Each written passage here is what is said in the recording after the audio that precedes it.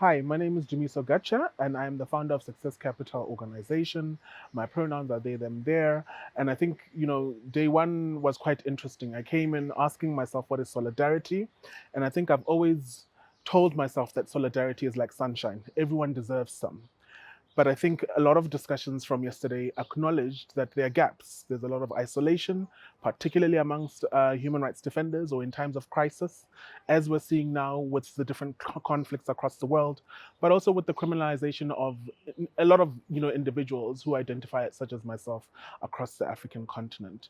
And I think for me, what I valued is sitting and questioning what does solidarity actually look like in the context of some of our own politics. What does that mean for I as a feminist in terms of being able to take practical actions that might not be funded, that might not be part of M&E log frame, that might not be part of a theory of change. And I think for me, acknowledging the feminist praxis within the context of solidarity looks like, a phone call with a fellow colleague at a time of crisis. It looks like extending a solidarity visit when a president is sitting before an anti-LGBT bill. And so I think being able to unravel all these different scenarios in the working group on solidarity for me was quite interesting. More importantly, was acknowledging the world that we operate in, acknowledging that the post colonial independence political dispensation is not all that we dreamed of. There were basic requirements, needs, freedom of movement, expression, the right to secure meaningful employment that were often denied during apartheid and colonial era times. And I think unpacking that history and coming to recognizing that all that changed was the color of leaders, while the systems remained the same, while colonial laws remained the same, means that we inherited a structural system of inequality, poverty, and structural violence. And I think acknowledging that within the context of financing, acknowledging that in the context of activism and civil society organizing meant that we could be able to really diagnose and critically analyze what solidarity has to face.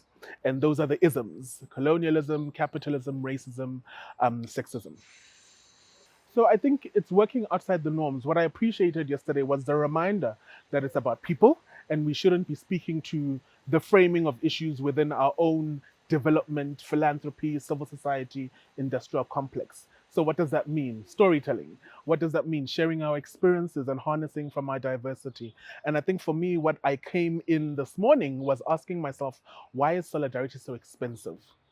And trying to figure out whether the costs of criminalization, reprisals, unemployment, not having social protections are actually the inhibitors to solidarity. Why can we not already, or never mind, why do we need to reinvent the wheel when we know that different INGOs previously would support anti-apartheid movements with bags of cash, as an example. We know full well that individuals would be able to migrate and they'll be celebrated and they'll be welcomed and they'll be given safe havens. Whereas in today, we're acknowledging and recognizing xenophobia, whether it's in your thematic issues, there's so many different silos that we are often subject to. And I think us breaking down those silos, us literally acknowledging that for flowers to bloom, we need to improve the garden. And so, what does that look like? So, that's that sunshine, right? And it's the nurturing of relationships amongst human rights defenders, but also their enablers. Because I don't think we operate in a vacuum. We need to acknowledge that, yes, it isn't the tools of the master that will get us where we need to be. But if you look at any revolution, whether it is the Arab Spring, whether it's 1976, there was never a theory of change or an M&E log frame. So I think for us, it's acknowledging that we need to move outside of the walls and essentially engage in the kind of conversations that might be quite critical and decolonial.